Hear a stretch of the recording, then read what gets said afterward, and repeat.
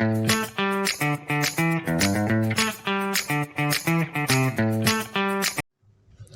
Friends, जय श्री कृष्णा। आज हम देखने वाले हैं चैप्टर नंबर 6 ट्राइंगल्स। मैथ्स की जो सीरीज चल रही है उसमें सिक्स चैप्टर हम लेके आ गए हैं, वो है ट्राइंगल्स। इसमें हम देखने वाले हैं इंपॉर्टेंट टॉपिक्स जिनका नाम इस तरफ लिखा है। इसमें आप देख सकते हैं introduction of similarity, introduction of similar figures ये देखेंगे, सिमिलरिटी ऑफ ट्राइंगल्स देखेंगे, criteria of similarity of triangle देखेंगे, और एरिया ऑफ सिमिलरिटी देखेंगे, और लास्ट में पाइथागोरस थ्योरम देखेंगे। तो ये ऐसे 5 टॉपिक हैं जिनके बीच जिनके ऊपर आज की पूरी वीडियो होने वाली है। तो आप वीडियो को केयरफुली लीजिए, क्योंकि ये टॉपिक आपके लिए थोड़े बेसिक चीज़ें आपको तो इसकी पता ही होंगी, लेकिन इसमें हम कुछ नया देखेंगे, क्योंकि अब जो 5th चैप्टर था उससे ये काफ़ी अलग चैप्टर है। तो ये आप मिस मत कीजिए, इसलिए हर एक पार्ट बहुत इंपॉर्टेंट है। तो चलिए फ्रेंड्स, स्टार्ट करते हैं। इसमें मैं आपको थोड़ा बता दूं, बेसिक नॉलेज आपको पता ही है, तो इसको ज़्यादा डीप में नहीं समझेंगे। हम मेनली क्वेश्चंस पे ध्यान देंगे, जिनके पैटर्न के बेस पे 10th क्लास में आपके क्वेश्चंस आएंगे। तो बेसिक इन्फॉर्मेशन इसमें दे देते हैं, आपको पहले से पता है थोड़ा, जैसे कि इंट्रोडक्शन ऑफ सिमिलर फिगर्स की बात कर रहे हैं। तो इसमें क्या होगा कि सिमिलर फिगर है। तो सिमिलर फिगर क्या होता है, जैसे कि आपके पास, अगर इसमें सिमिलर फिगर्स की बात करें तो आपके पास फॉर एग्जांपल ये है फोर साइड का, और एक ये है स्ट्रक्चर जिसमें 4 साइड है। तो ये दो हैं, ये दोनों सिमिलर हैं। कैसे? देखिए, आप देख सकते हैं इसकी दोनों की जो स्ट्रक्चर जिस तरह दिख रहा है, शेप वो सेम है, बट साइज सेम नहीं है। मतलब अगर कहा जाए दो फिगर हैं और उसमें अगर शेप सेम है बट नॉट नेसेसरी दी, अगर उनका क्या बोलते हैं, साइज सेम हो, मीन्स अगर जैसे कि दो फिगर है आपके पास, तो ये हो सकता है कि आपके पास जो शेप है वो सेम हो बट वहाँ पे साइज सेम नहीं होगा। तो इस तरह से अगर शेप सेम है तो उसे सिमिलर फिगर बोल सकते हैं। देखिए, और सिमिलरिटी ऑफ ट्राइंगल, ऐसी ट्राइंगल में आप देख सकते हैं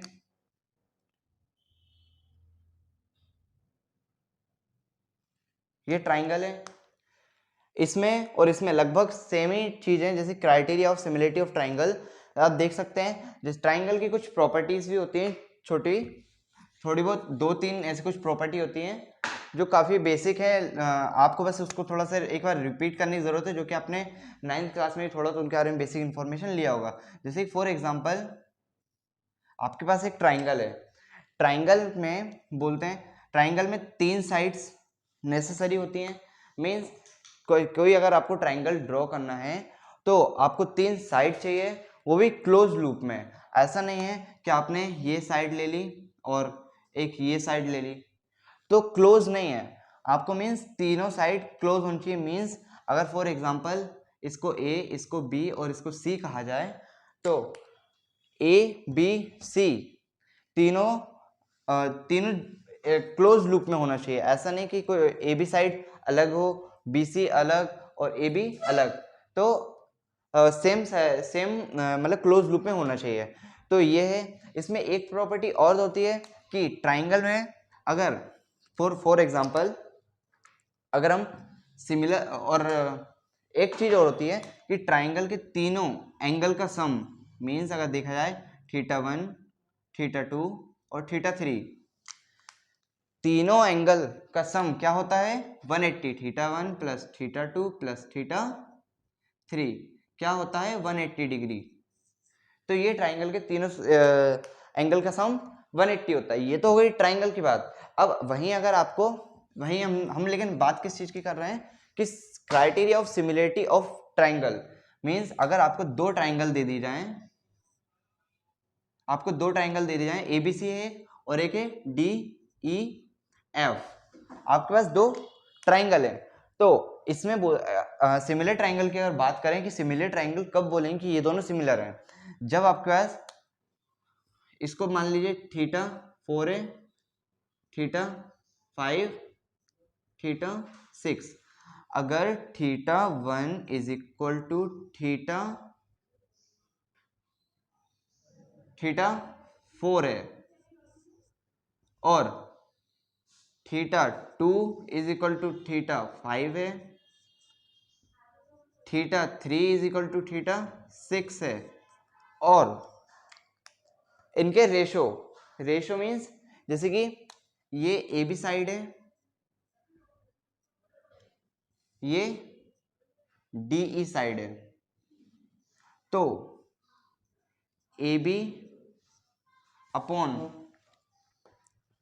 डी ई का ratio is equal to A C, ऐसे ये भी ए सी साइड है, A C upon D F और B C upon E F.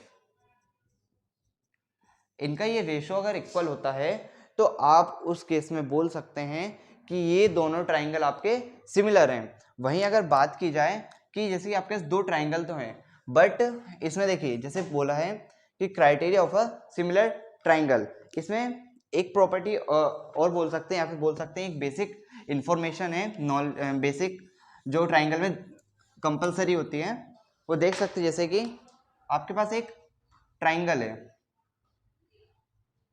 आपके पास एक ट्राइंगल है ए बी सी डी ई, तो अगर इसमें अगर कहा जाए कि अगर रेशो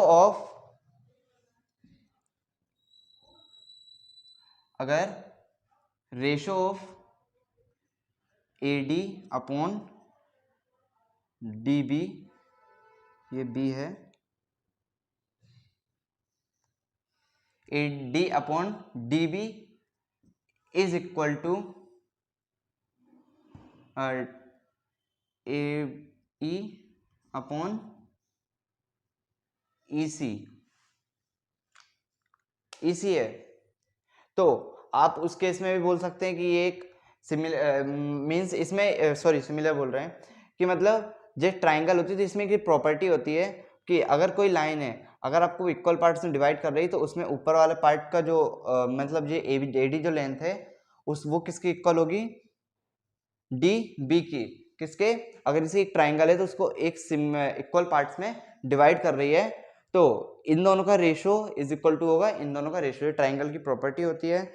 इसमें एक होता है कि ये हो गया, वहीं एक चीज और होती है कि अगर ये दोनों का रेशो सेम है, इसको अपोजिट मतलब इसको ही रेसिप्रोकल बोल सकते हैं आप, कि अभी हमने ये समझा कि जब इक्वल पार्ट्स में डिवाइड कर रही है तो ये दोनों का रेशो और इन दोनों का रेशो इक्वल होता है। वहीं अगर इसका उल्टा बोल दिया जाए, ऐसे ही बोल देते हैं कि अगर कहीं कोई ये वाला पार्ट मीन्स एडी पार्ट का ratio, AD part upon DB का ratio A E upon E C का रेशो इक्वल है, तो इससे आप डायरेक्ट बोल सकते हैं क्या, जैसे कि देखिए जो आपने बताया अगर ये चीज आपको दी है, अगर ये चीज आपको दी है तो आप डायरेक्ट बोल सकते हैं कि D E is parallel to B सी।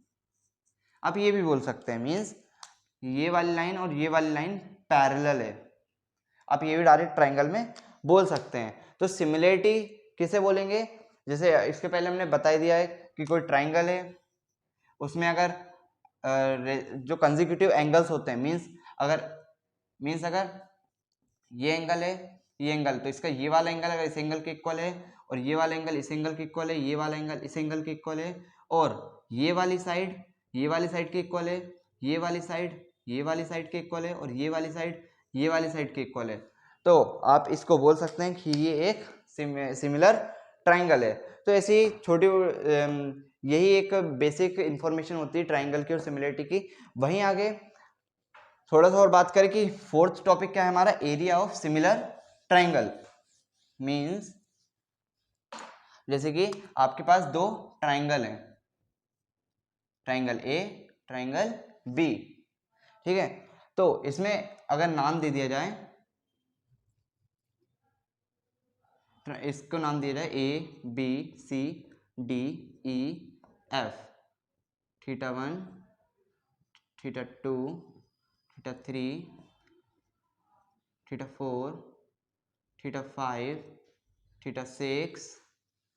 तो आप अगर इस ऐसा दो आपको ट्राइंगल दे दिए जाएं और फिर बोले जाए कि ये दोनों ट्राइंगल का एरिया सिमिलर है क्या, means area of similarity of triangle, हम इसमें क्या बात करेंगे, ट्राइंगल के एरिया सिमिलर है या नहीं है। इसमें एक चीज प्रॉपर्टी होती है, कब आप बोल सकते हैं कि ट्राइंगल दोनों सिमिलर हैं, उनका एरिया सिमिलर है, अगर triangle A B C upon triangle D E F is equal to ratio of A B upon D E के रेशियो के स्क्वायर के। अगर इक्वल है तो आप डायरेक्ट बोल देंगे कि ये एक सिमिलर ट्राइंगल है, या फिर इसी को बोल सकते हैं ए बी अपॉन डी के रेशियो के स्क्वायर, या फिर बोल सकते हैं ये वाली साइड ले सकते हैं आप, इसमें क्या बोलेंगे D C upon D F, D C upon D F के रेशियो के स्क्वायर हो, equal B C upon E F के रेशियो के इक्वल हो।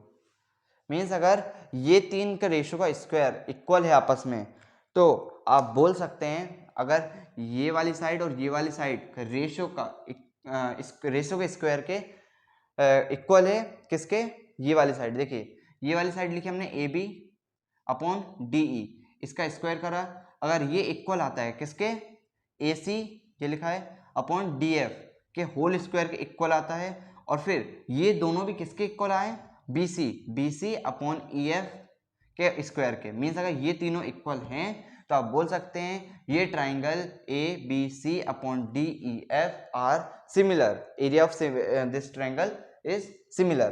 तो ये similarity, area of similarity of triangle है। और लास्ट में आता है Pythagoras theorem. Means Pythagoras theorem तो आपको पता ही, आप 9th से भी में भी आपने पढ़ी है, आपको अच्छे खासे पता ही है, बेसिक इसका पता ही है कि पाइथागोरस थ्योरम क्या होती है। देखिए पाइथागोरस थ्योरम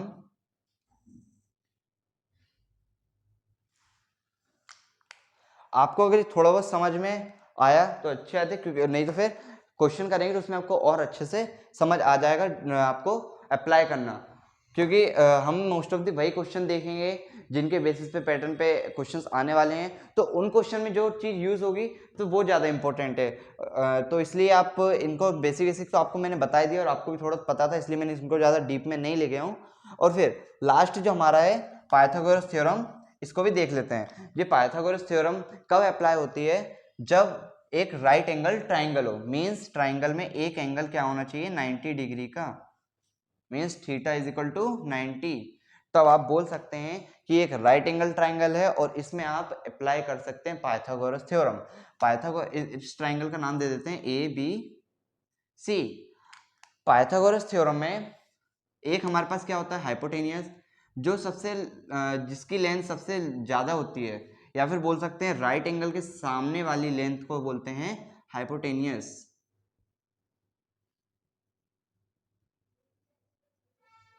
हाइपोटेनियस इसको क्या बोलते हैं, ए बी को, मीन्स जो राइट एंगल बना रही है यहाँ पे, राइट एंगल के ऊपर जो परपेंडिकुलर है, मीन्स बी सी के ऊपर जो परपेंडिकुलर है ए बी, उस लेंथ को क्या बोलेंगे परपेंडिकुलर।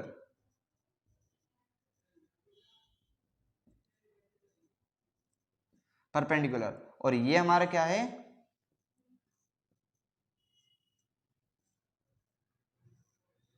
ये हमारा क्या है बेस।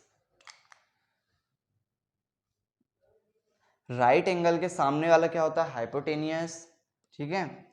और ये बी सी यहाँ पे क्या है बेस है, और परपेंडिकुलर क्या है हमारा ये ए बी। तो जब ये ऐसा बनता है तो इसी को क्या बोलते हैं राइट एंगल ट्राइंगल, और इसी में आप अप्लाई कर सकते हैं हाइपोथेनियस थ्योरम।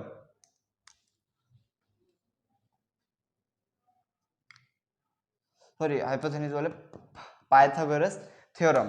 तो पाइथागोरस थ्योरम का फॉर्मूला फॉर्मूला होता है कि परपेंडिकुलर डिस्टेंस का square is equal to hypotenuse distance का square is equal to perpendicular distance का स्क्वायर प्लस बेस की डिस्टेंस का स्क्वायर। तो ये एक फॉर्मूला होता है। इसमें अगर देखा जाए हाइपोटेनियस क्या है हमारा AC, तो AC का स्क्वायर, परपेंडिकुलर क्या है AB का स्क्वायर, BC क्या है हमारा बेस क्या है हमारा BC, तो BC का स्क्वायर। ये होता है पाइथागोरस थ्योरम। पाइथागोरस थ्योरम को कब अप्लाई कर सकते हैं? जब हमारा एक एंगल 90 डिग्री का हो। तो इससे आप डायरेक्टली अप्लाई करके निकाल सकते हैं। अगर आपको परपेंडिकुलर बेस दिया तो आप हाइपोटेनस निकाल सकते हैं, हाइपोटेनस दिया है और परपेंडिकुलर दिया तो बेस निकाल सकते हैं। ऐसे आप यूज़ कर सकते हैं, कोई टफ नहीं है। तो मैंने आपको बेसिक सब कुछ बता दिया है। तो अब हम मूव करते हैं विदाउट एक भी सेकेंड वेस्ट किए क्वेश्चंस पे, जहाँ से हमारे क्वेश्चंस आने वाले हैं जिनके पैटर्न पर, जिससे हम क्वेश्चन सॉल्व कर सकते हैं इजीली तरीके से। क्योंकि अब टाइम ज़रा भी नहीं बचा है कि हम टाइम वेस्ट ज़रा भी करें। तो आप क्वेश्चंस पे ध्यान दीजिए, तब तक आप फिर इसको नोट कीजिए, जब तक फिर इसके आगे क्वेश्चन सॉल्व करते हैं। तो फ्रेंड्स तो हमारा जो फर्स्ट क्वेश्चन है वो है ABC is an isosceles triangle right angled at C, prove that AB square is equal to 2AC square. काफ़ी इजी क्वेश्चन है। इससे इस तरह के इजी क्वेश्चंस पूछे जाते हैं, कुछ ज़्यादा टफ नहीं है। अगर आप परीक्षा हो या फिर किसी वहाँ देखेंगे तो आपको पता चलेगा कि इस चैप्टर से भी कुछ ज़्यादा ऐसे कुछ खास नहीं आते। एक नंबर के लगभग 3-4 क्वेश्चन आने की प्रोबेबिलिटी होगी और 2 नंबर का एक आध क्वेश्चन आ जाता है। तो ज़्यादा कुछ इससे टफ नहीं आते हैं, इजी क्वेश्चन ही है। देखिए, तो हम इसमें वही क्वेश्चंस देखेंगे जो हाई लेवल पर नहीं जाएंगे, जो क्वेश्चन आने की प्रोबेबिलिटी हम वही देखेंगे। तो इसमें क्वेश्चन है ABC is an isosceles triangle. Isosceles triangle का मतलब हमने सॉल्व करने के लिए क्लैरिफाई कर दिया कि आइसोसेलेस ट्राइंगल क्या होता है कि जिसमें टू साइड्स इक्वल हो, टू साइड्स इक्वल हो। ये साइड देखिए, इसमें अगर A B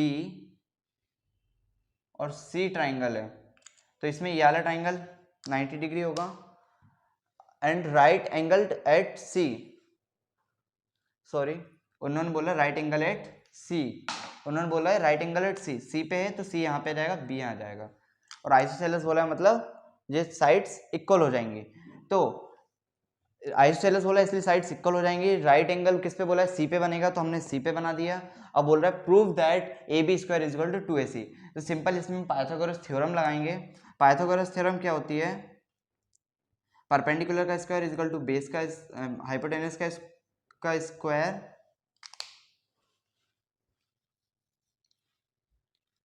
हाइपोटेनियस का square is equal to perpendicular square plus base square. Hypotenuse क्या है? AB, तो AB का square is equal to perpendicular क्या है? AC का स्क्वायर प्लस B क्या है? बेस क्या है? BC, तो BC का स्क्वायर। अब AB का स्क्वायर AC का ऐसा। अब आप देख सकते हैं कि यहाँ पर इसने बोला आइसोसेलेस ट्राइंगल। आइसोसेलेस ट्राइंगल क्या होता है? ये जो परपेंडिकुलर डिस्टेंस है मीन्स बेस और परपेंडिकुलर यहाँ पे इक्वल है। इसका मतलब AB, ये साइड क्या है? AC, और ये क्या है? BC। अब ये दोनों साइड इक्वल हो गई तो AC is equal to BC हो गया। तो AC इक्वल टू BC हो गया, तो आप AC की जगह BC लिख सकते हैं। तो AC square is equal to क्या हो गया?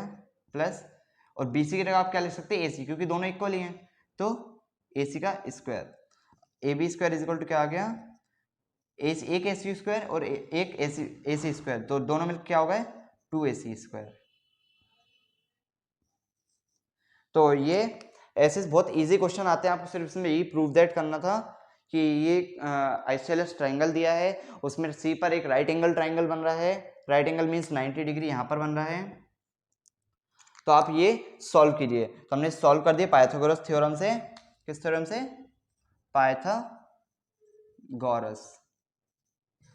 पाइथागोरस थ्योरम से हमने सॉल्व कर दिया। और कैसे सॉल्व किया? क्योंकि आइसोसेलेस बोला था इसलिए ये दोनों साइड इक्वल हो गई।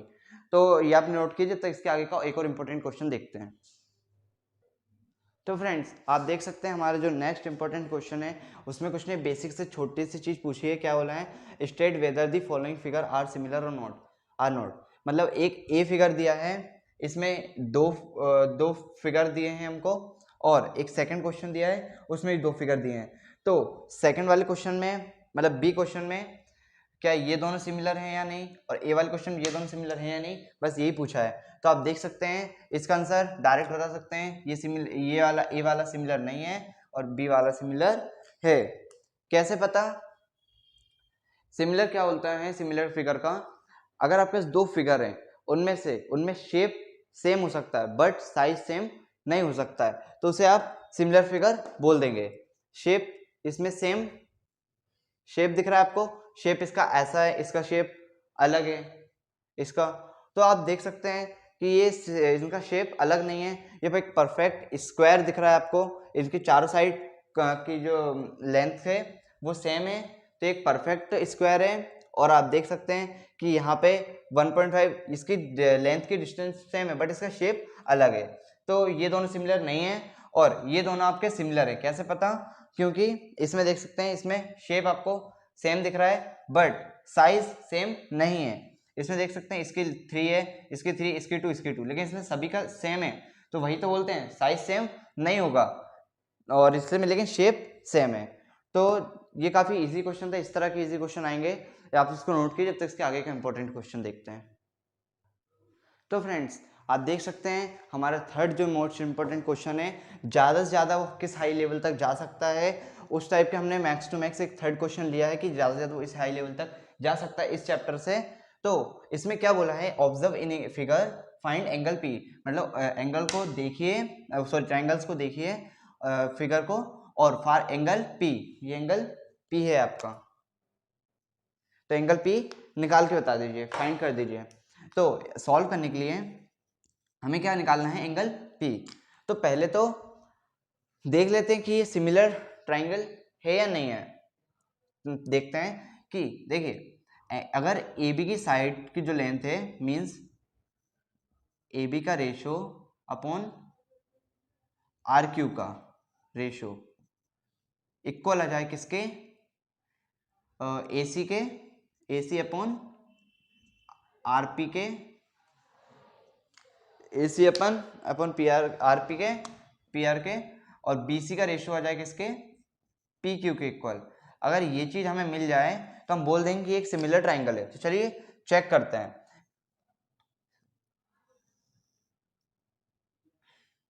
चेक करते हैं। देखिए A B upon R Q क्या है, ए बी कितना है 3.8, आर क्यू कितना है 6√3, ठीक है। ए सी कितनी है 3√3, पी आर कितना है 6√3, बी सी कितना है 6, पी आर कितना है, पी क्यू कितना है 12। तो आप इसको सॉल्व करेंगे, देखिए यहाँ से तो आपको डायरेक्ट दिख रहा होगा 1/2, इसको आप सॉल्व करेंगे तो आ जाएगा आपका 1/2, 3√3 से √3 जाएगा, 3 2 6 तो 1/2। ऐसे आप जब इसको सॉल्व करेंगे तो आप इसको सॉल्व करेंगे, आप सॉल्व करके देख सकते हैं इजीली। अगर आपको नहीं आ रहा तो देखिए बताएं, 3.8 है अपॉन 6√3 है, 6√3 है, तो आप इसको √3 है तो √3 को पावर कितनी होती है 1/2, आप इसका होल स्क्वायर कर सकते हैं। अगर इसका होल स्क्वायर करेंगे तो 3.8 डिवाइडेड बाई 6√3 का होल स्क्वायर कर देंगे। आप ऐसे रहने दीजिए, आप इसको डायरेक्ट देखिए। अगर आप इसको 6√3 को खोलेंगे, √3 की वैल्यू क्या होती है 1.7 के अप्रॉक्स, तो 1.7 का अगर 6 से मल्टीप्लाई करेंगे तो अप्रॉक्स आपकी वैल्यू हो जाएगी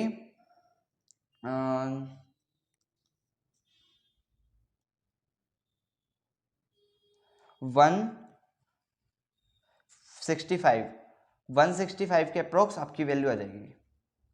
तो अब जब 3.8 सॉरी 1.6 बोल रहे हैं, 16.5 के अप्रॉक्स आ जाएगी, तो आप इसको कैंसिल करेंगे तो आपकी यहाँ से वैल्यू हो जाएगी 1/2। तो आप देख सकते हैं कि हमारा जो रेशियो आया है, करस्पॉन्डिंग साइड्स का रेशियो आया वो भी इक्वल आया है। इक्वल आया है रेशियो मीन्स आप बोल सकते हैं कि ये दोनों क्या है, एक सिमिलर ट्राइंगल है। अब सिमिलर ट्राइंगल हैं तो आप यहाँ से डायरेक्ट अगर सिमिलर ट्राइंगल है तो इनके एंगल्स इसके इक्वल होंगे, means angle P is equal to angle C होगा। Angle P is equal to क्या होगा, एंगल C। अगर हम एंगल C निकाल दें तो हमारा एंगल P निकल जाएगा। कैसे निकालेंगे एंगल C, देखिए ये तो समझ आ गया आपको एंगल P और एंगल C कैसे सिमिलर कैसे इक्वल हुए, क्योंकि ये ट्राइंगल हमारा सिमिलर कैसे पता चला, क्योंकि इनके करस्पॉन्डिंग साइड्स का रेशो इक्वल आया है, तो इसलिए हमने बोल दिया एक सिमिलर ट्राइंगल। और सिमिलर ट्राइंगल में एंगल्स सेम होते हैं, इक्वल करस्पॉन्डिंग एंगल्स सेम होते हैं, तो इसलिए अगर एंगल C यहाँ पे है तो ये इक्वल होगा एंगल P के। अब एंगल C निकाल लेते हैं।